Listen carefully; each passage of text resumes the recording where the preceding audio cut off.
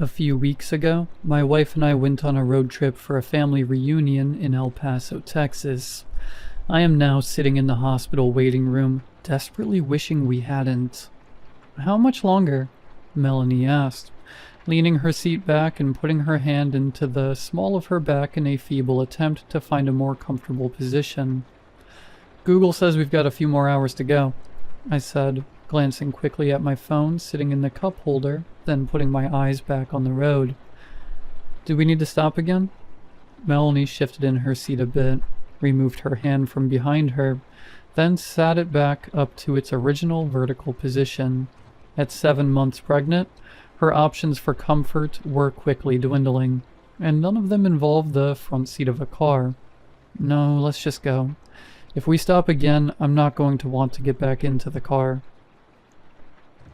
"Signal lost," my phone's robotic female voice announced. I sighed.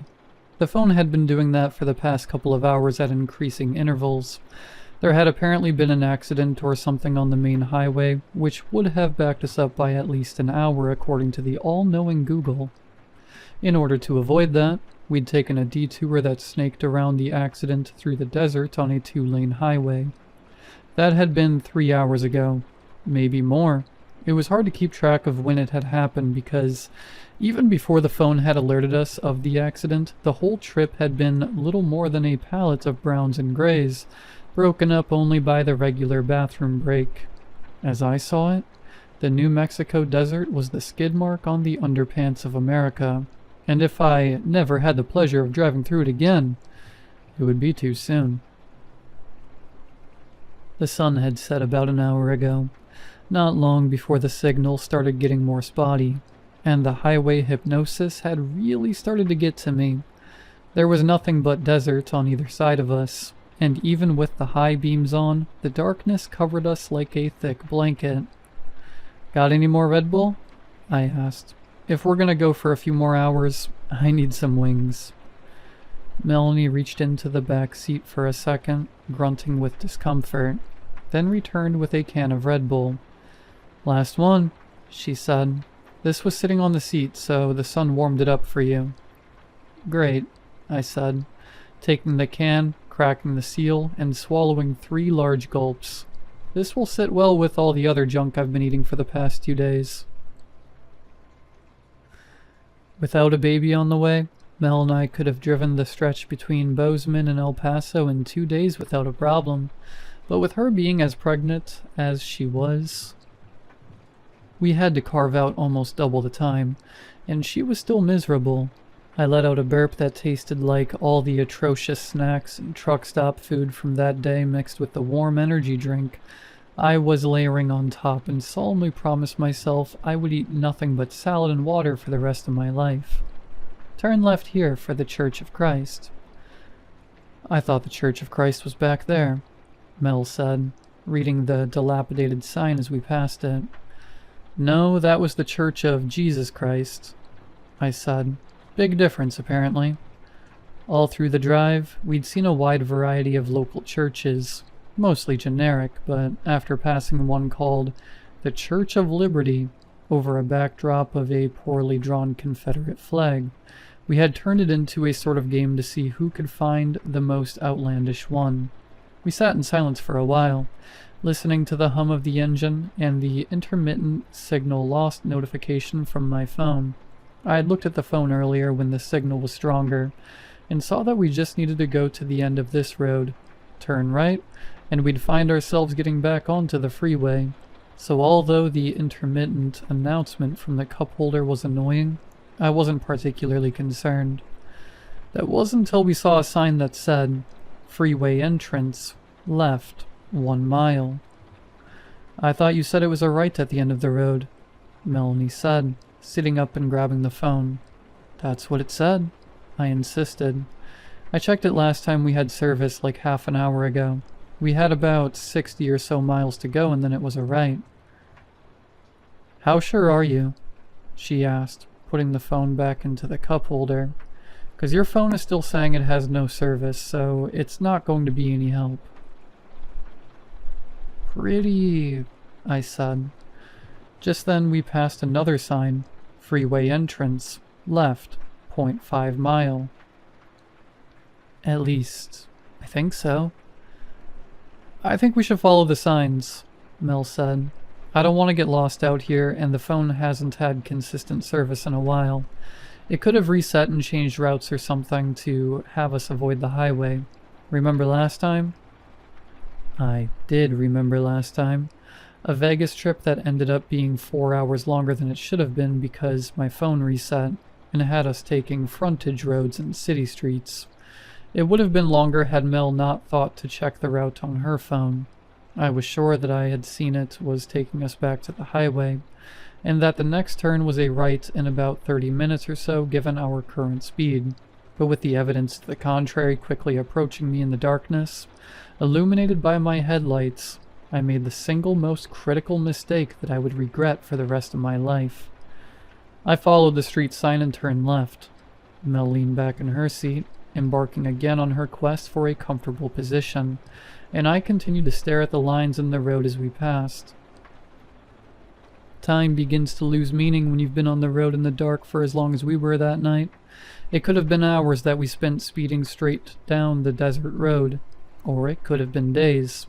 With no focal point, it was really up to the clock alone to tell us how long we'd been there, and the clock on the dashboard had inexplicably reset at some point, something it did on occasion for most of the time I'd owned the car. Another bullet for Melanie to fire at me whenever we got into our marital spats. I didn't care, and she didn't really either, but it was another straw to load up on the camel's back nonetheless. My faith in the phone had begun to waver even further, as I was becoming sure even that clock was running slow somehow. We'd go for 5 or 6 miles according to the odometer, and the clock would only read a minute or two had passed. I drained the last bit of Red Bull down my throat, again promising myself nothing but clean eating after this trip was over. Moments later I felt a dull pressure in my bowels. The last drop of liquid must have been the last straw for my bladder. Mel slept quietly next to me, having finally crashed a while back, and I made the second decision I would come to regret. Although we hadn't seen another car for miles, I flipped my hazard lights on and pulled over to the side of the road. I turned off the car and stepped out of the car and relieved myself, relishing one of the finer points of being a man and having the ability to take a leak in the middle of the road without much fanfare and return to the car. Mel stirred then and asked if we were there yet. Not yet, just a bit further. I had to take a leak. She rolled her eyes and closed them again. I turned the key to start the car back up and heard a sound that sunk my heart into my stomach. Click, click, click, click. I said under my breath. Please don't do this. I turned the key again and once more heard the series of clicks telling me that my car didn't have enough power to start back up. I sighed, resting my head against the steering wheel in defeat. What's wrong? Mel asked, opening one eye. Battery's dead. What? There was a hint of panic in her voice and she sat back up, totally awake now. But the car was just running. Yeah, it was running off the alternator. The battery needs just enough power to start, then the car can run off of the power generated by the alternator. All we need is a jump, and we should be able to get the rest of the way, as long as we don't turn the car off. But who's gonna jump us? Mel asked. When was the last time you saw a car? It's been a while, I admitted. Definitely not since we made that turn back there. Mel spat. Stay here, I said, unbuckling my seatbelt. Where are you going? She asked, the panic in her voice rising. Just up there, I said, pointing down the road. I think I see a sign maybe 100 yards out there. It might give us an idea of which direction we need to go, or if we need to just wait until the sun comes up. I could tell she didn't like it, but she didn't say anything. I'll keep my flashlight on so you can see where I am. I'll just go there, then straight back. She nodded. Unless I see a Denny's, then you're on your own. She flipped me off. I kissed her cheek and stepped out into the night. The air was brisk despite having been downright hot during the day, and I remembered learning in science class as a kid that desert wildlife had to be tough enough to endure not only the heat during the day, but the cold, sometimes freezing temperatures at night as well. I shivered and hugged my arms around my torso and made my way down the road to where I thought I'd seen a road sign. As I approached, I realized it wasn't the kind of sign I was hoping for. It was made of cracked wood that looked just a little better than the sign for the church we'd seen a while back, and on it painted in white letters it read, Gomper's Farm, above a crudely drawn arrow pointing down a dirt path to the right. My gaze followed the arrow, and I thought I could see a light far off in the distance. A scream broke through the darkness that turned my blood to ice. "Mel?" I called, wheeling around and bolting back the way I came. "Melanie!" I could see the shape of the car in the distance, but it was far too far away for my flashlight to do much good. I sprinted down the road screaming my wife's name in a hot panic. What?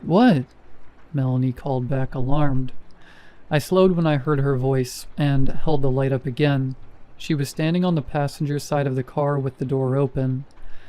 "I thought I heard you screaming," I said through heaving breaths. She looked around confused. "No? You didn't hear that?" I asked. She shook her head. "No, I don't think so. I was in the car until I heard you yelling, though. Where did it come from?" "I don't know," I said, shaking my head and spitting the bitter flavor of adrenaline into the dirt. "Maybe it was an animal or something," she suggested. "What did the sign say?" "There's a farmhouse or something about a mile down the road, I think," I explained. "It's not exactly ideal, but if I jog it, I could make it in about 10 minutes or so. If anyone's there, all they'd have to do is give me a ride back and help us jump the car.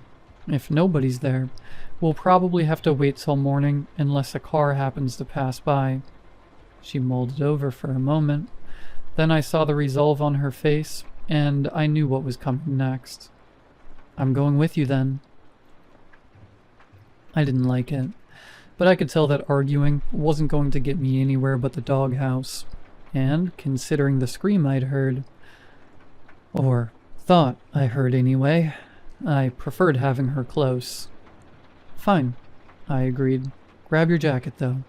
I'm gonna grab mine and a couple of water bottles from the back." A moment later, we were hiking down the road, our silhouettes illuminated intermittently by the orange hazard lights we'd elected to leave on.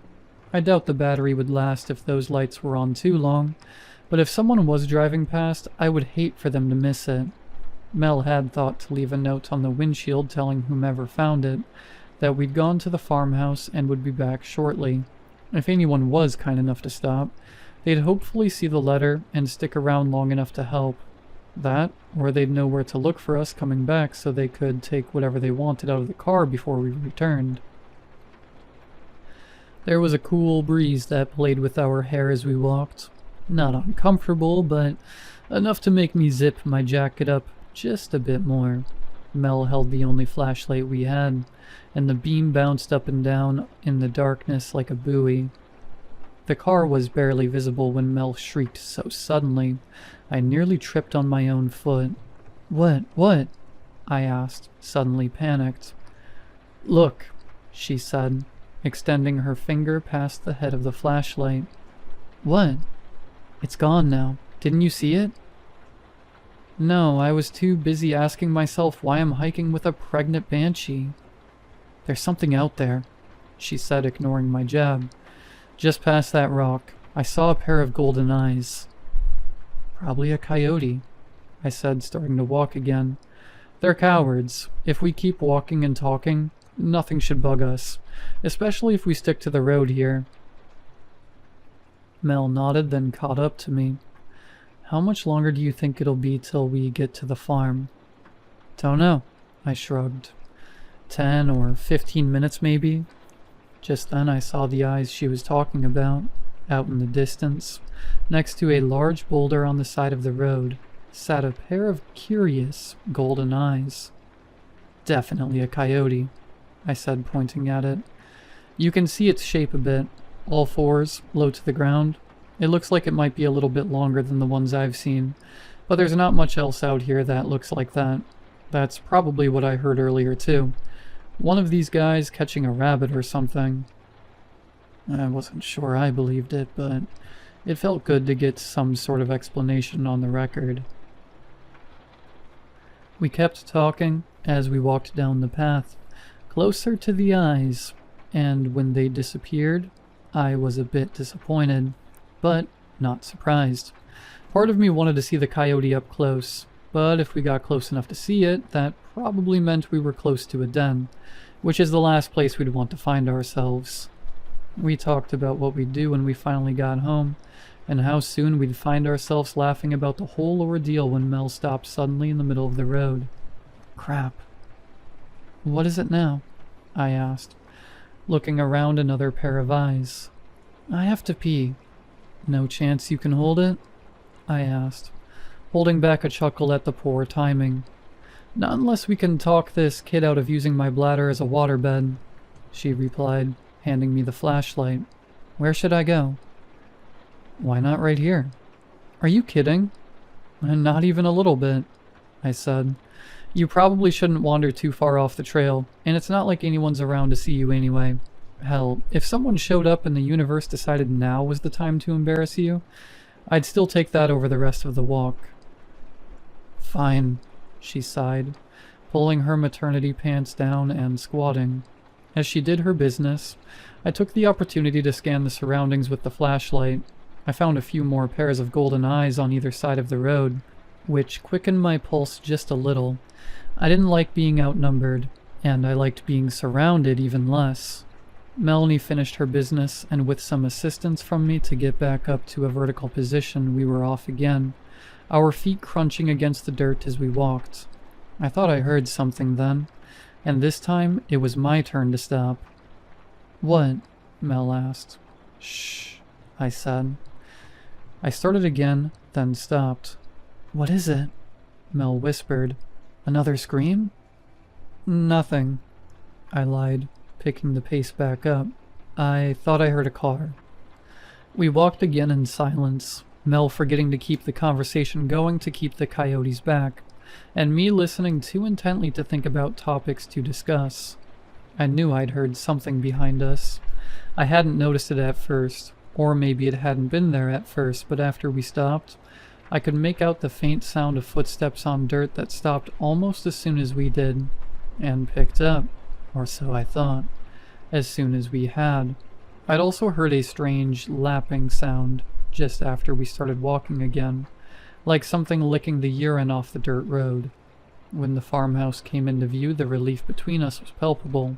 We had both been too preoccupied with the growing number of eyes on either side of the road that we hadn't noticed that the light I'd seen from the road had shut off. It was a small house, but I hadn't expected much more than what it was given the location.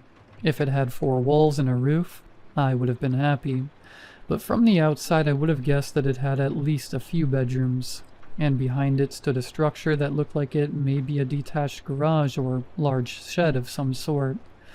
We approached the house, and I was just about to walk up the wooden porch steps when Melanie grabbed my hand. Hold on. I turned to look at her. Her eyes were wide, and the pupils were so dilated from the darkness they were nearly black. What's wrong? Do you think this is a good idea? I rolled my eyes. If it wasn't, you could have said something 20 minutes ago. I know, I mean... She paused for a second. Do you think these people will help us? We're strangers in the middle of nowhere, and it's the middle of the night. I shrugged. I think the worst that can happen is they tell us to leave. They'll probably answer the door with a shotgun in hand, but who wouldn't? Melanie nodded, and I saw her throat work up and down in a dry, nervous swallow. I walked up the few steps, the wood creaking beneath my feet, leaving Melanie at the bottom. I held up my fist and rapped 3 times on the screen door. We waited, listening intently for sounds inside the house, but heard nothing. Instead, I heard what sounded like the soft, padded feet of a coyote in the dirt behind us, but I brushed that away. They were known for being incredibly quiet. That thought didn't make me feel much better. I opened the storm door and knocked again, this time on the wooden door. The sound carried far better, but again we heard nothing but silence. "I think we should go," Melanie said. "Something isn't right." The knot in my stomach agreed, and I turned to leave just as the door opened. "Who's there?" a man's voice said. He hadn't turned the light on in the house, so when I turned back around, all I could see was a silhouette in the dark, illuminated by the ambient glow of Melanie's flashlight that was pointed directly at my back. "I'm sorry to bother you, sir," I said. "My name is Matthew Howell, and this is my wife, Melanie. Our car died down the road, and we were hoping you could give us a jump." "No," the man said under his breath. "No, no, no, no, no." "Sorry?" I said, thinking I misheard him. "Sorry, no, we cannot jump your car tonight. It'll have to wait until morning." "Sir, I'm sorry to impose, but we really can't." A twig snapped behind me. Very quiet, but clear nonetheless. "Please come inside," the man said. "You'll stay here tonight." I turned to look at Melanie, who was already walking up the steps. The man opened the door wider to let us in and clicked on a light in the hallway, bathing us in a glow that immediately made me feel better. The farmhouse looked on the inside just as I would have guessed. It was modestly furnished with what looked like handcrafted furniture. Paintings of flowers and landscapes adorned striped wallpaper-covered walls that looked like they were most recently renovated in the 70s. And faded area rugs covered wood floors that creaked beneath our feet even with the slightest weight. The man who stood before me now looked just like the kind of person who would live in a house like this. He had thin white hair and a large beard with yellow tobacco stains around his mouth, and he wore a set of beige long johns under a pair of pants that were held up with suspenders. The outfit of a man who had been disturbed in his bed. I guessed he was somewhere in his 60s. Still reasonably muscular from working on the farm, but well past his prime and settling into the atrophy of old age.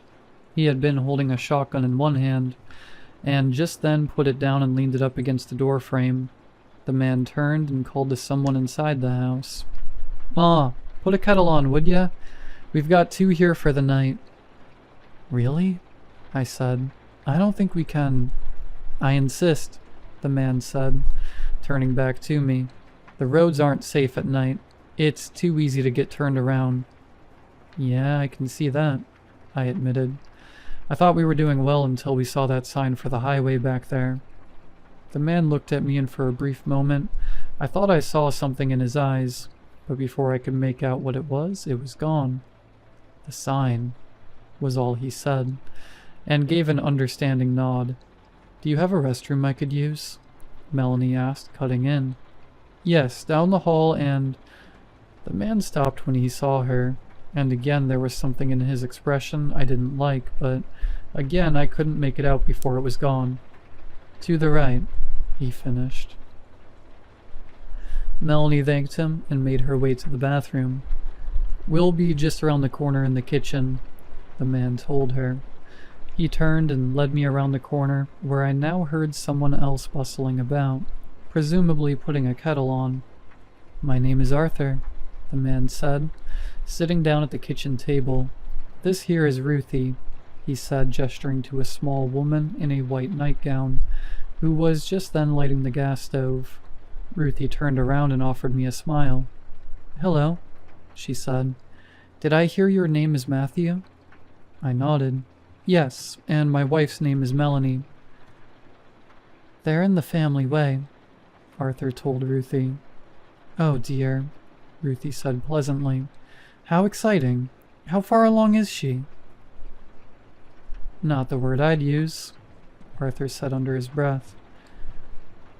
7 months, I told her. 7 months, she exclaimed, beaming. "And where is she now?"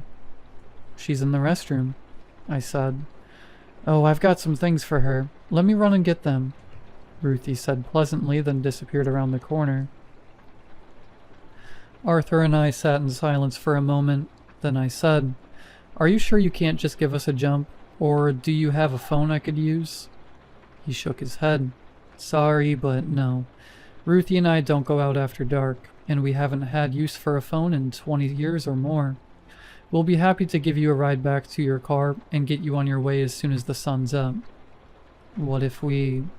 Listen, Arthur said seriously, leaning forward. He again wore the expression I'd seen earlier.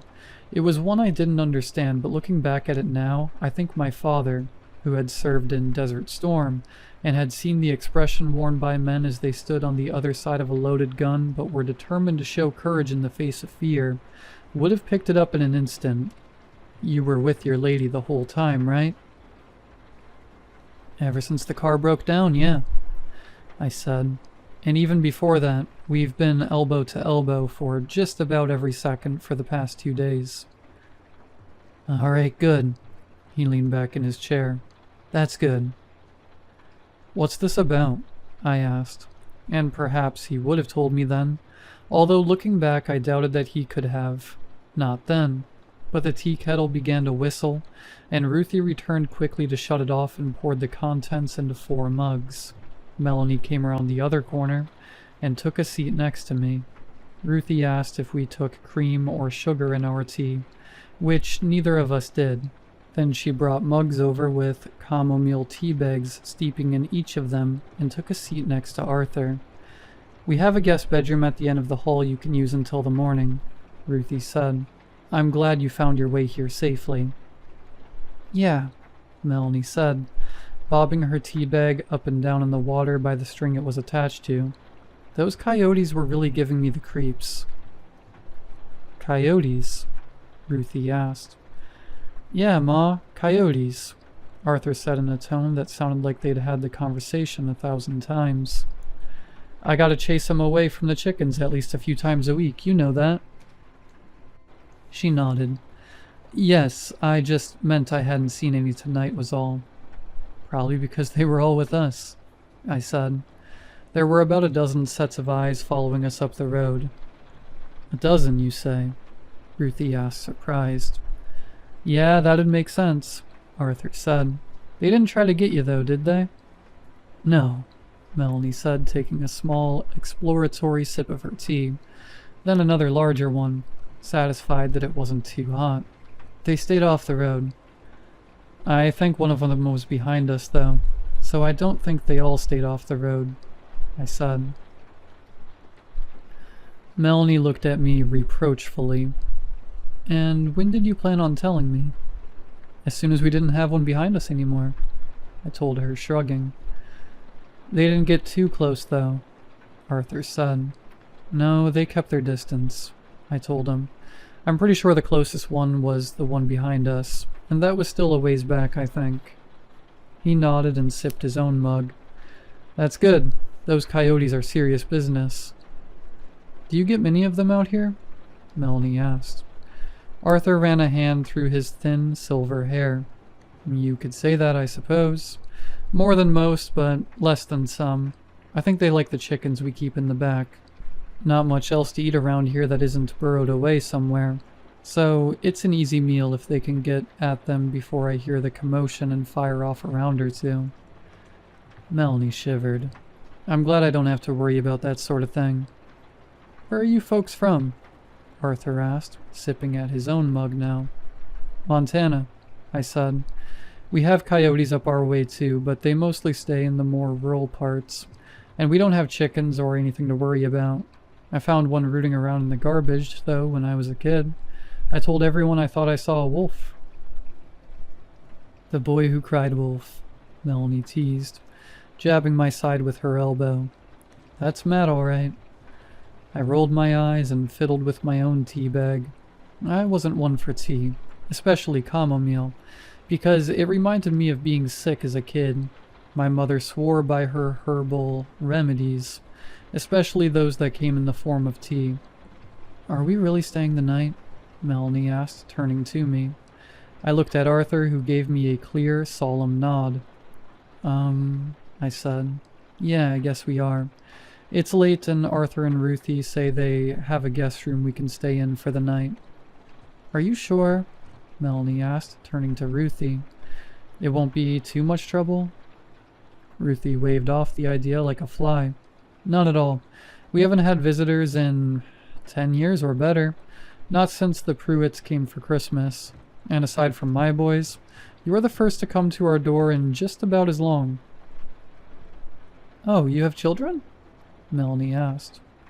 Long grown now, Arthur said, nodding and staring into his mug. Twins, Ruthie said, beaming. They're about your age, I'd guess. I've got most of their old clothes and things in the back room, if you'd like to take a look before you go to bed. I pulled the chest out of the closet already. Melanie looked at me and I gave her a shrug. Then she returned Ruthie's smile and together they made their way further into the house. You two are lucky, Arthur said when the woman had left. How do you figure? I asked. When the coyotes are hungry, they'll try to get at just about anything that moves. If you really had as many watching as you say, you could have been walking to your own graves. I wasn't sure I believed him, but the shiver that crawled down my spine certainly did. We sat in silence for a while, listening to the distant voices of our wives talking about children, and the tick of an old grandfather clock somewhere in the house when I heard the scream again. It was coming from outside, somewhere close to the house, but it was hard to tell. I sat up in my chair, but Arthur didn't move. Birds, he said flatly. Sorry? I asked. We've got birds out here that sound like that sometimes, he said. Sound like a lady shrieking, or sometimes a child crying, but it's just the birds calling out to each other. Birds, he nodded. What kind of birds sound like that? He shrugged. I don't know. I heard them called lyrebirds once. Not sure if it was the name or just a fitting description of the things. Yeah, I said, feeling the name scratch away something on the surface of my brain. A fact buried under the dust and cobwebs of my mind. I've heard of those, I think. They can copy other noises like parrots can, right? I thought they lived in Australia or something. Arthur shrugged again. Couldn't say. I don't even know if that's what they are for certain, but I know that the sound we just heard was one of them birds. I settled back in my seat, feeling better about the scream I'd heard earlier. It would have made sense if it came from the air. That could explain why I wasn't sure where it had come from. That reminds me of something that happened to me as a kid. Nothing like crying wolf, but it was an important lesson, I think. Arthur said, his words careful somehow. I took a sip of the tea between my palms, not because I wanted it, but because it felt impolite to leave the whole mug full. You ever heard of Arthur searched for the word. A brood parasite? I think that's what they call it. I shook my head. It's a kind of bird that leaves its eggs in another bird's nest. Sometimes it'll push the other eggs out, but usually it just leaves their eggs for the other bird to care for. I heard about these when I was a little boy, maybe 8 or so, and I found a robin's nest with a bunch of little blue eggs, and one single black and white speckled one. I thought I'd found something really special, so every day that spring, I would climb that tree to see if it hatched. A couple weeks went by and eventually the egg hatched. It was the first one, and I was so excited to see the little black chick inside. Not long after the others hatched, and each of them was a little robin that looked nothing like this blackbird, which was now twice the size of these other ones.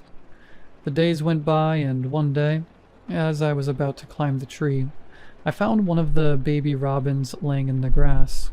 I picked it up and climbed back up the tree to find that, of the 4 robins that had started in the tree, there was only one left, and of course my big black bird was now far larger than the others. It had started to knock the other birds out of the nest. I put the chick that I had saved in the grass back into the nest, and do you know what the black bird did? I shook my head. It killed it right before my eyes. Tore it apart like it was nothing. I ran to tell my father, and that's when I learned about birds that impose their eggs in other nests so that the other birds will raise them. I thought that. A voice outside interrupted us. It was a cry that almost sounded like it had words this time, but the words were indistinguishable, despite the fact that it sounded like it was coming from right outside the window. Arthur sat bolt upright and turned his head quickly to the window. He stood from his seat and crossed the room with 3 large steps.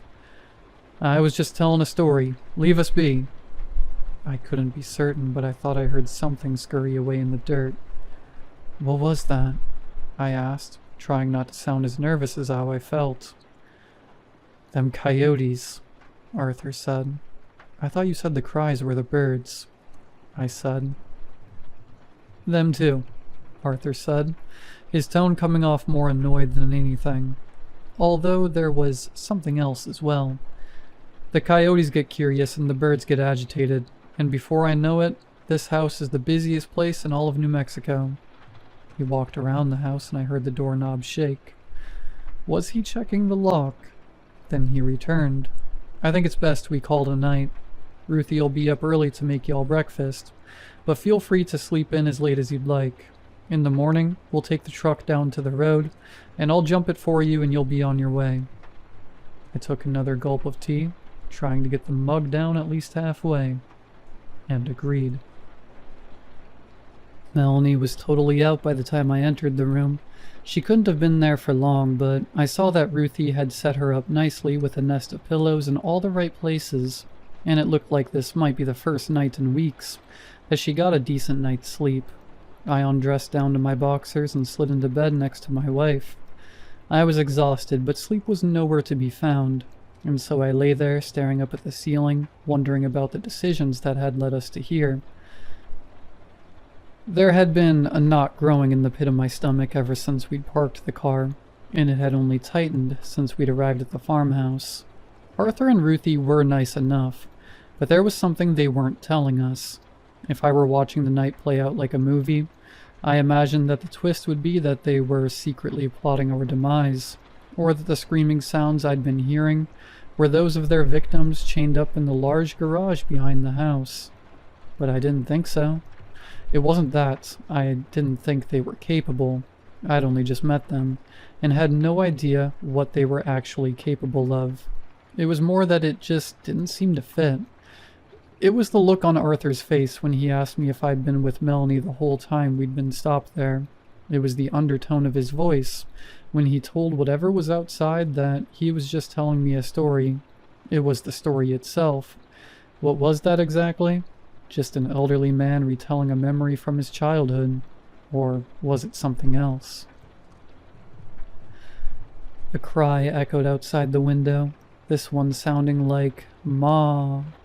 It sounded more believable now that it was a bird, because it certainly didn't sound human now that it had the chance to hear it without other sound pollution. Not exactly human anyway. Melanie snorted beside me. The preamble to a full-on snore coming in the next few weeks, I was sure. Another scream, this one closer, but from a different direction. The birds were all talking to each other. I sighed and closed my eyes, trying to will myself to sleep, even if it was just for a couple of hours. The house was cold, probably from poor insulation and the single-paned windows.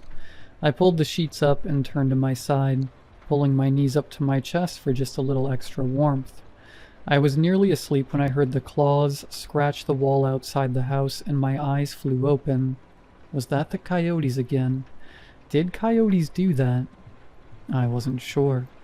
I sat up and listened for more, knowing full well that in the morning I would feel silly for being as scared as I was, but also knowing that the night has a way of making monsters come out, even if they're just the ones in your head. A scream broke through the silence, this one incredibly loud and right outside my window. I looked over at Melanie, expecting her to be as awake as I was, but she only stirred. I got out of bed and crossed the room, throwing the curtains open, hoping to scare away whatever was sitting outside. I hadn't expected to see a face on the other side of the glass. I stumbled backward, tripping on my own feet and falling onto the wooden floor with a sharp thud. From where I lay, I could see nothing but moonlight coming through the crack in the curtain. and for that I was thankful. Had the face been that of Arthur, I would have at least understood, despite how sick it would have made me feel. But the face I saw through the glass wasn't Arthur, or Ruthie. I don't think it was even human. Just like the sounds of screaming I had heard through the wall, it was close to being human, but still not quite right. The eyes were too big and far apart, the mouth too wide, the nose too flat. Could it have been my reflection? The logical part of my mind liked that answer. It liked it a lot. I stood up cautiously, fearful that the face would still be there peering at me through the glass. But as I stood, I saw that that wasn't the case. I could see myself in the glass, just well enough to convince myself that that's what I had seen. Scared of my own reflection, had Melanie been awake, there's no way I would ever live this one down. But despite the noises I had just made, she still lay soundly asleep. I closed the curtains again, taking care to ensure that not a sliver of moonlight came through them, then lay back down next to my wife. I didn't sleep much that night. I don't think I would have regardless. Given the intermittent screams and cries coming from just outside my bedroom window. But every time I closed my eyes, I could see the image of the face that was looking back at me through the glass. A circus funhouse image for a human face, burned into my retinas like the flash of a camera lens. I must have fallen asleep at some point, because I opened my eyes to find rods of sunlight cast from the window into the bedroom. Melanie was stirring, which meant soon she would be awake and in the bathroom. I checked my phone. Still no service, but it reported the time to be just before 6. I got out of bed and got dressed, determined to get out of there as soon as Melanie was ready. The image from the night before had dulled by then, and although the memory still gave me the creeps, the logical part of my brain had daylight on its side, and by the end of breakfast, I would have myself convinced that it had been my reflection in the glass. I quietly opened the door and stepped out of the bedroom. The scent of coffee wafted through the air, although I didn't hear anyone moving around the house just yet. I made my way to the kitchen, expecting to find either Arthur or Ruthie sitting down at the table enjoying a mug, or at least a full pot of coffee with a timer that had gone off. Instead, I found 2 empty mugs of coffee and a half pot sitting on the burner. I didn't have time to wonder where they'd gone off to, because I heard Ruthie's voice in the yard calling to Arthur. I peeked out the window to see Arthur's truck backing up toward the large garage. "Was it just the one?" she called to him over the sound of the truck's engine. Arthur turned off the truck, stepped out of the driver's seat, and came around to the bed where he had 2 large iron poles sticking out over the back. "No, it was 2 this time," he said. "Got a 1-mile one and a half-mile one now." He dropped the tailgate of the truck, and the 2 metal poles clattered loudly. "They're getting more clever, Ruth," Arthur said, hoisting the large street signs out of the back of the truck and carrying them to the shed. "It was only the one sign with the Pruitts, and I don't even know where they're getting these things. Probably off some stretch of the road around here. We're going to have to do something about it sooner, or—" "Don't you say such a thing," Ruthie said sharply. I know, Arthur said, putting his hands up. "I'm sorry. I just don't like cleaning up their messes is all." "Well, take it up with them," Ruthie said. "He's your—" Arthur looked up fiercely at her, and she didn't finish her sentence. "He may be yours, but he ain't mine," he growled. "Mine's out under the apple tree." The couple walked around toward the door, and I quickly slipped back to the bedroom. Melanie was sitting up. "Hey, Matt, what time is it?" "I don't know," I said. "Somewhere around 6, I think. We should get going, though." Melanie stretched. "Yeah," she said through a wide yawn. "That's probably a good idea. How'd you sleep?" "I slept great," I lied, knowing that the truth would surely cause questions that I'd rather not answer just then. "Me too," she said, scratching the back of her head. "Best night's sleep I'd had since I got pregnant. Let me pee, then I'll get dressed and we can go." I agreed, Trying not to sound too eager with the rising sense of unease filling my gut, she got out of bed, donned a robe that I assume Ruthie had given her the night before, and padded her way to the guest bathroom across the hall. Arthur had gotten up earlier this morning to collect the street signs we had seen the night before. That much was obvious. What wasn't obvious was why. Who had put them there? The elderly couple returned from outside just as Mel was coming back from the bathroom. "Oh," Ruthie exclaimed. "I didn't think you two would be up for at least another hour or so. Let me get breakfast on." "That's all right," I said. "We really should get back on the road anyway." "I have coffee on already, so at least take a cup to go with a couple of blueberry muffins I made the night before last." I opened my mouth to politely decline, but Mel beat me to it. "I don't think I can look at a blueberry right now," she said, followed by a dry heave. The woman nodded knowingly. "Just fine, then. How about you?" I shook my head. "I'm not much of a breakfast person," I told her. "All right," Ruthie said, drawing out the word like she was talking to children. "But if you leave this house hungry, it's your own fault." She went into the kitchen presumably to get her own breakfast started, and Melanie went back to the bedroom to collect her things, but Arthur lingered with me in the hallway. "Your wife get morning sickness a lot?" he asked after a silence that felt like an eternity, broken only by the sound of Ruthie's movements in the kitchen. "She did at first," I told him. "This is the first time in a while, though. The road trip is probably taking a toll, I think." Arthur nodded slowly. "Yeah, probably." Then, after another long pause, "You said you were with her the whole time, right? Ever since your car broke down?" "Yeah," I said slowly. "Why?" He shook his head, as if that told me all that I needed to know. "All right, Matt," Mel said, opening the door behind me. "I'm ready when you are." "I'll get my keys," Arthur said. The ride back to the car was quiet and uneventful. Mel waited in the passenger seat, resuming her quest for a comfortable position, while I popped the hood and went to work connecting the two batteries to each other to start the car. To my relief, the car started on the second try. "Thank you for everything," I told Arthur as I slammed the hood of the car down. "Last night would have been much worse if it wasn't for you and your wife."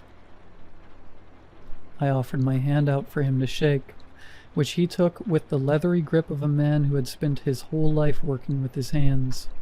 There was another look in his eyes then, as we stood on the shoulder of the road shaking hands, that told me there was more that he wanted to say, but something even then was holding him back. We loosened our grip, and just before I could turn away, Arthur stopped me. "Hold on a minute," he said. "I've got something for you from Ruthie." He went to the cab of his truck and returned with a dilapidated cardboard box. "Some clothes for your little one. It ain't much, but we won't get any use out of them." I took the box and thanked him, doubting that we'd ever use them, but feeling that if I refused, he would insist, and I would still leave with the box. "Thanks, Arthur," I said. "One more thing," he said before I could turn around. His voice got quiet when he spoke, just above a whisper and far too quiet for anyone other than the two of us to hear. I looked up at him and frowned, searching his face for the joke that wasn't there, nodded uneasily, then said goodbye. Arthur stood in the middle of the dirt road, waving broadly at us from the rearview mirror as his silhouette disappeared into the dust kicked up by our tires.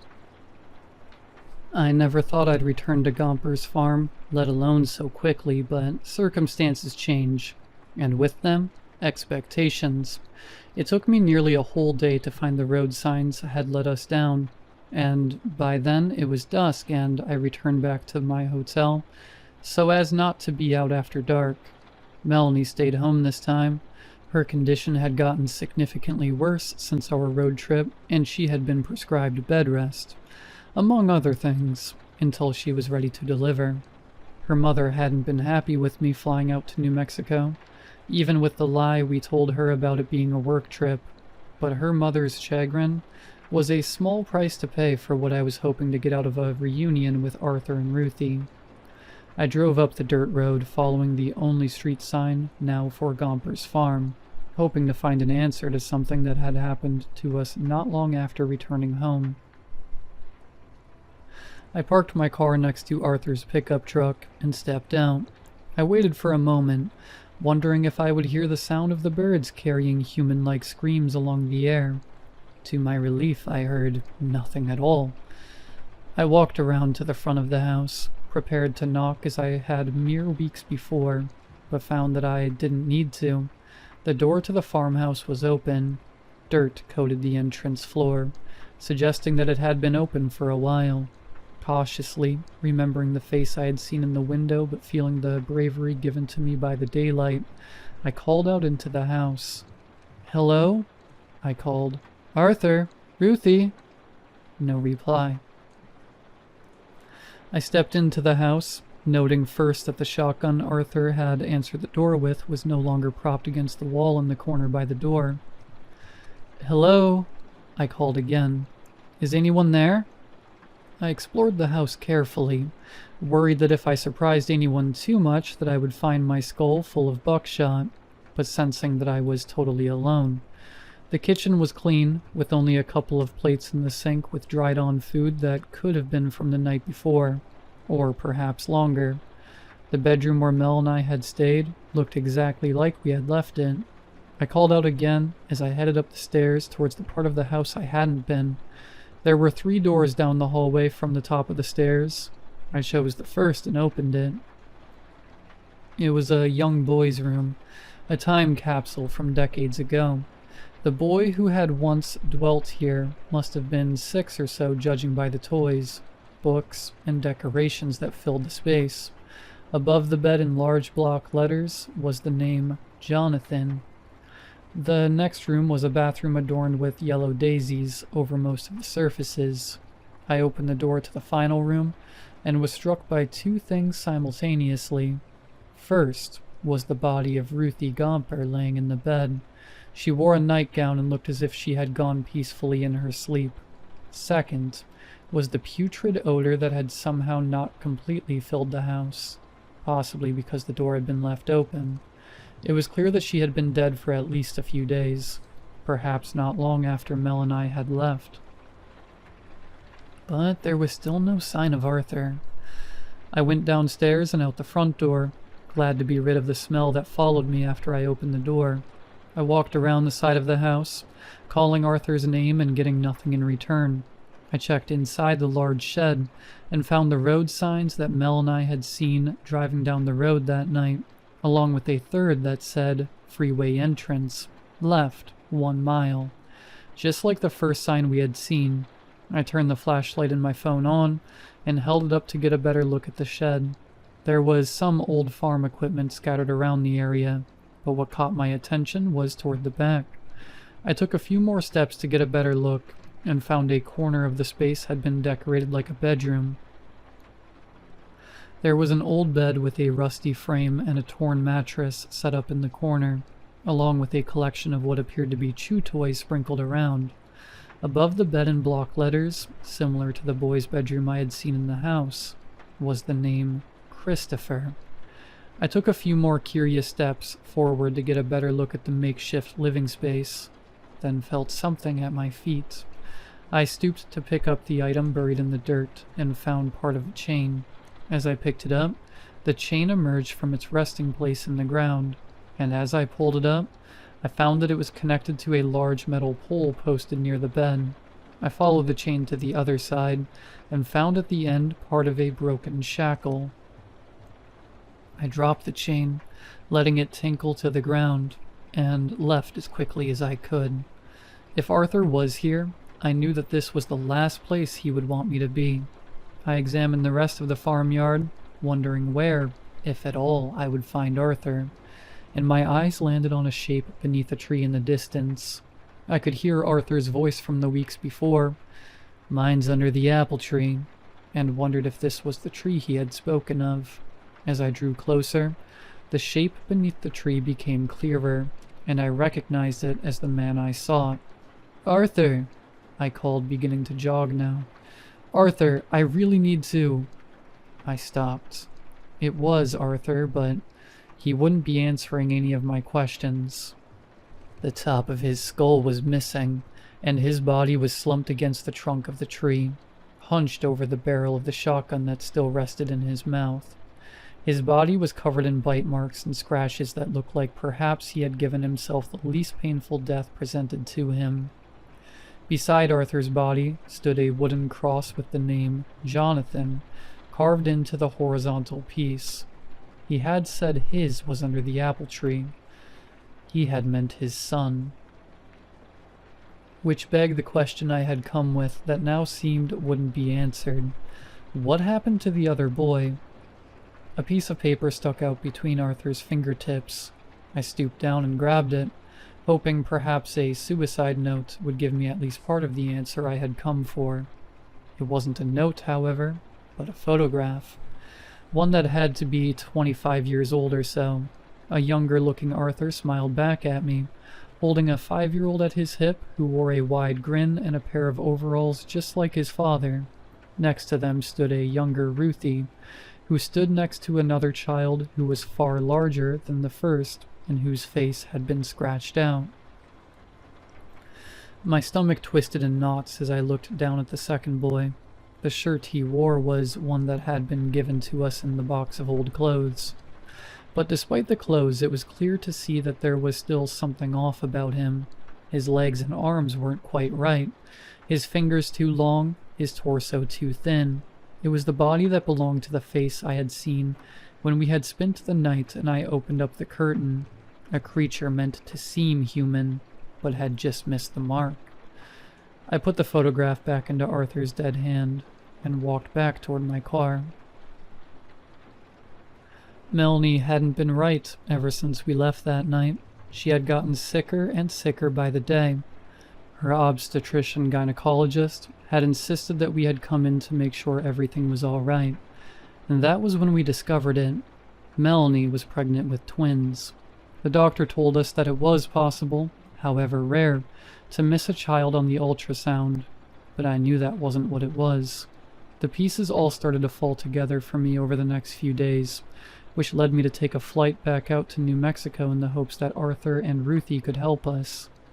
When we had left that day, Arthur had told me something that I hadn't taken very seriously then. He said, "If she has two, take the little one and run." Those words echoed in my head when we went through the box of clothes Ruthie had given us.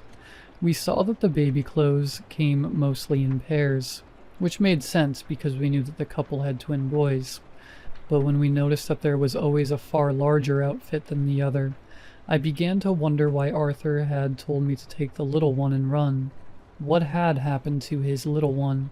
Furthermore, why had he been so concerned about me leaving Melanie alone that night? He had asked me at least twice to make sure, as if it were vitally important, and I had shrugged it off, not realizing then that I had left her alone that night, just once, when I jogged out to get a better view of the street sign, just before I heard her scream.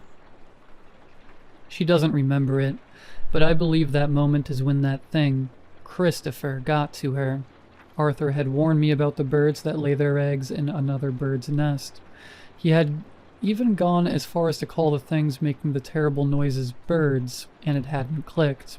He had been trying to warn us about Christopher, and however many others like him there were living there at the farm, about the dozen or so pairs of eyes that had followed us up the trail to the house. Those things didn't like that, and stopped him. They had cried out in the dark outside the window as they listened to him tell me the story about the brood parasite birds, and the birds who mimic the sounds of children crying. They didn't like it because by then, they had laid their egg, leaving nothing but a faint, white scar encircling her navel that was nearly completely gone now, and they didn't want us to know. I wonder if Arthur had killed Christopher before taking his own life. The wounds on his body told the story of a man who had fought hard against a wild animal, and I could only imagine it had been the creature who had been born from his wife's womb alongside her son. He had told me that the black bird had ripped the other bird to pieces when he was a boy, and I couldn't help but think that the same thing had happened to his son at the hand of the other. If that were true, the only thing that could stand between Arthur and redemption for his son was Ruthie, and with her gone, that was all he had left to do. I could see him discovering her death and setting out to avenge the death of his only son after all these years, only to find out that the fight was one he could no longer win. He had taken his gun outside and had searched for the beast, eventually finding him and perhaps killing him before crawling his way up to where his son lay and turning the gun on himself lest the wounds take his life instead. Or perhaps not. There was no way to be sure. Not really. I got back to my car and climbed into the driver's seat. My hands shook as I turned the key and started back down the road. My phone found service for just a moment, and I looked down and saw that I had 3 missed calls, 2 from Mel and 1 from her mother. There was a text message as well that read, "It's happening." I was about to be a father. I stepped on the gas pedal and sped back toward the main road, stopping for only a moment to make the turn at the now defunct sign that read, Gomper's Farm. As I made the turn and the sound of the engine was just low enough, I thought I could hear a cry carried in the air. The sound was almost human. Ma.